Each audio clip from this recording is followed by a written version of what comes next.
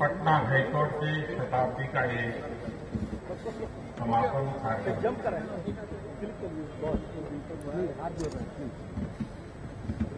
एक प्रकार से नई सदी की जिम्मेवारियों का आरंभ है और इसलिए गत शताब्दी ने इस हाईकोर्ट ने जिन ऊंचाइयों को प्राप्त किया है, जिन परंपराओं के द्वारा सामान्य मानवी में विश्वास पैदा किया है, जिस कार्य संस्कृति के द्वारा समाज में आशा बनती चली गई है, उसमें से जो उत्तम है उसको कैरी फॉरवर्ड करते हुए पटना की अगली शताब्दी, हाईकोर्ट की अगली शताब्दी कैसी हो, उसकी नींव मजबूत रखने की जिम्मेवारी यहां उपस्थित सबकी है। अगर हम आने वाली शताब्दी का फाउंडेशन जितना मजबूत रखेंगे, उतना देश के सामान्य मानवी का व्यवस्थाओं के प्रति, लोकतंत्र के प्रति विश्वास और गहरा होता जाएगा। और इसलिए हम जब इस प्रकार के समारोह का आयोजन करते हैं तो उसके साथ साथ नए संकल्पों का भी अवसर होता है। मैं आशा करूंगा कि आज जब शताब्दी वर्ष का समापन हो रहा है, तब चाहे बार हो या बेंच हो, हम नए बेंचमार्क के लिए कैसे आगे बढ़ें। और मुझे विश्वास है कि जिस व्यवस्था के पास एक शताब्दी की विरासत हो, वह देश को बहुत कुछ दे सकते हैं। और ये पटना, यहां का बार, जिसने अनेक महापुरुषों को जन्म दिया है, अनेक गणमान्य महापुरुष आप ही के बीच से निकल करके आए हैं। आने वाले समय में भी उस उज्जवल परंपरा को आप बनाए रखेंगे, ऐसा मुझे आप पर पूरा भरोसा है।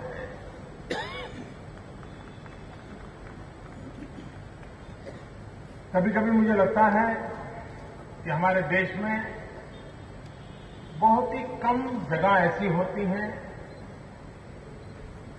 जहां पर लोगों का ध्यान रहता है कि उसके 50 साल हुए, 100 साल हुए और उसको अवसर मनाएं।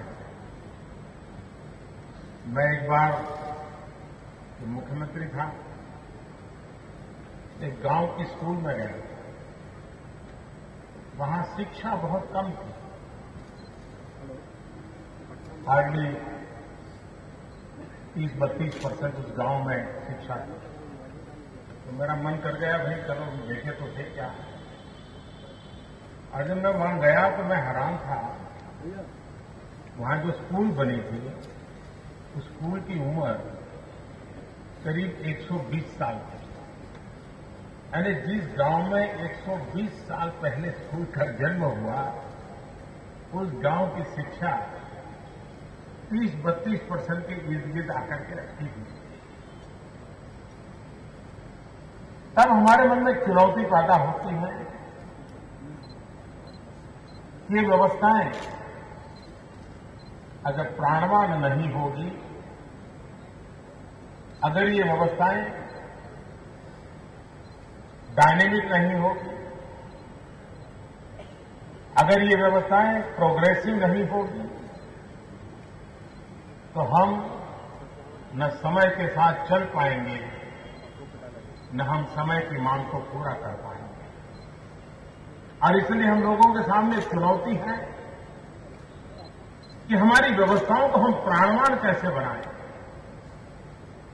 कभी कभी व्यवस्थाओं का विकास मुश्किल नहीं होता है,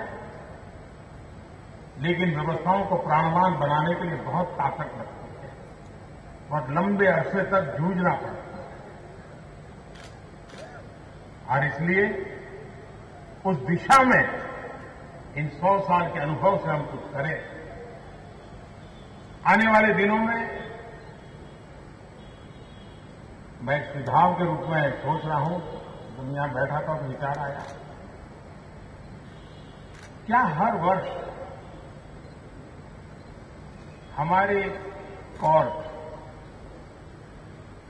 एक बुलेटिन निकाल सकते हैं क्या कि हमारी कोर्ट में सबसे पुराना पेंडिंग केस इतने साल पुराना है। कहीं 50 साल पुराना हो सकता है, कहीं 40 साल पुराना हो सकता है। इससे एक सेंसिटिविटी पैदा होगी, समाज में भी इसके कारण एक चर्चा होगी। बार में बैठे हुए लोग भी चर्चा करेंगे, यार हम इतने सालों से यहां बैठे हैं कि 50 साल से मुकदमा चल रहा है, हम लोगों ने कुछ करना है। एक ऐसा माहौल बनेगा जो परिणाम लक्ष्य काम की योजना के लिए हमें प्रेरित करेगा। और ये कोई मुश्किल काम नहीं है और ये गलत काम भी नहीं है। अगर मान लीजिए कोई 50 साल पुराना कोई केस का नाम निकल गया तो कोई आज बैठे हुए लोगों की जिम्मेवारी नहीं होगी, वो तो रिटायर्ड हो चुके। लेकिन अच्छा होगा कि उसके कारण पेंडेंसी की जो चिंता है उसमें से बाहर निकलने का एक मनोवैज्ञानिक वातावरण तैयार हो। दूसरी एक सुविधा है इन दिनों, जो आज से पुरानी पीढ़ी के जो बार के मेंबर्स हैं उनको ये सद्भाग्य प्राप्त नहीं हुआ था, जो आज की पीढ़ी को प्राप्त हुआ है, आज के बार को प्राप्त हुआ है, और वो है टेक्नोलॉजी। पहले आपको अगर किसी केस को लड़ना है तो लंबे अरसे तक रिसर्च में टाइम जाता था, पूरी टीम लगी रहती थी पुराने रेफरेंस ढूंढने के लिए। आज गूगल एक ऐसा आपका बार मेंबर है कि आप जो चाहो वो गूगल खोज करके निकाल के दे देता है और अब आसानी से परफेक्ट जजमेंट को कोट करके अपनी बात मनवा सकते हैं। और इसलिए हमारा बार, हमारी बेंच, हमारी कोर्ट, इसको हम कितने ज्यादा टेक्नो से भी बना सकते हैं, कितनी तेजी से हम डिजिटल सिस्टम को हमारी व्यवस्था में इंजेक्ट कर सकते हैं। और उसके कारण quality of argument, quality of judgement, space of the judgement, इन सब में एक बहुत बड़ा आमूलचूल परिवर्तन आ सकता है। और उस दिशा में हम प्रयास करें। हमारे देश के आजादी के आंदोलन की तरफ देखें तो इस बात को हम स्वीकार करना होगा कि भारत के आजादी के आंदोलन का नेतृत्व प्रमुखतया वकीलों के द्वारा, बैरिस्टरों के द्वारा हुआ। बार के ही मेंबर थे जिन्होंने देश की आजादी की लड़ाई को लड़ा। अंग्रेज सल्तनत के सामने अपनी बुद्धि का उपयोग, कानूनी व्यवस्था का उपयोग करते हुए कैसे लड़ा जा सकता है, ये मिसाल अगर किसी ने कायम की तो इस देश की बार की परंपरा ने की, वकीलों की परंपरा ने की है। और इस प्रकार से इस पेशे से जुड़े हुए लोगों का एक बहुत बड़ा योगदान भारत के आजादी के आंदोलन से जुड़ा हुआ है। और उसके बाद भी जब जब भारत में संकट आया, मूलभूत बातों पर संकट आया, ज्यादातर बार ने आवाज उठाई है, ज्यादातर न्यायालयों ने उसको एक नई ताकत देने का प्रयास है। और इसलिए भारत जैसे लोकतांत्रिक देश के लिए जहां विविधता इतनी है, समाज को बांध के रखना है, देश को जोड़ के रखना है, तो एक सक्रिय प्रयास, और वो भी समाज में दूरियां पैदा न करे, समाज को जोड़ने के प्रयास में उपकारक हो, उस प्रकार की हमारी मूवमेंट की आज समय की मांग है। और उसको अगर हम बाढ़ के माध्यम से चला दें तो बहुत बड़ा परिवर्तन ला सकते हैं। कभी कभार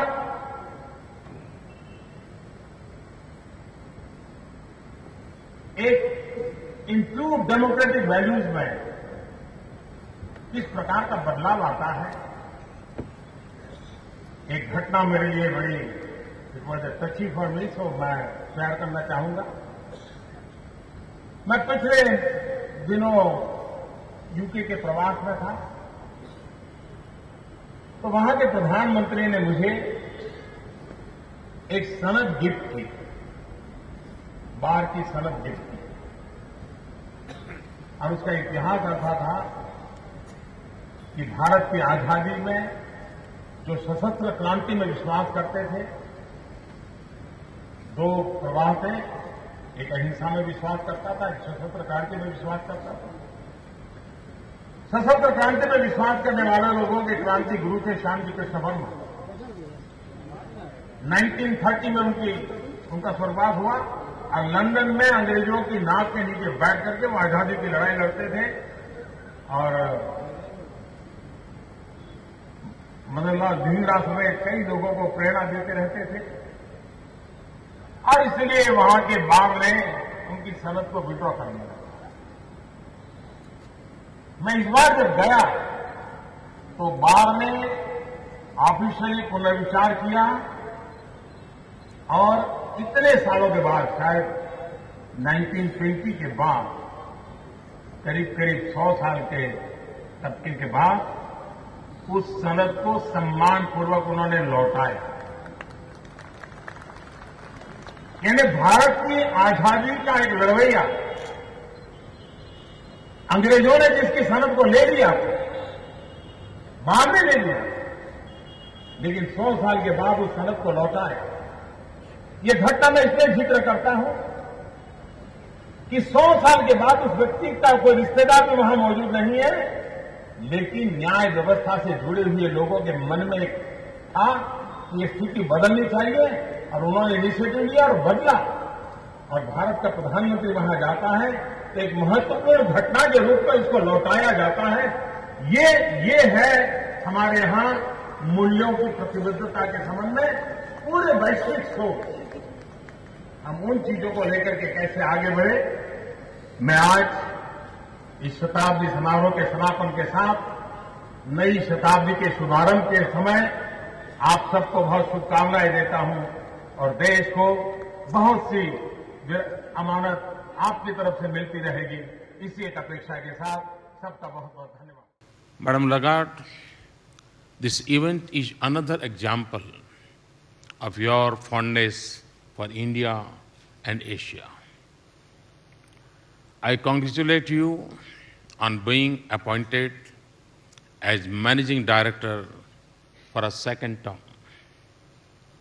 This reflects the confidence the world has in your understanding of the global economy and your ability to lead this institution.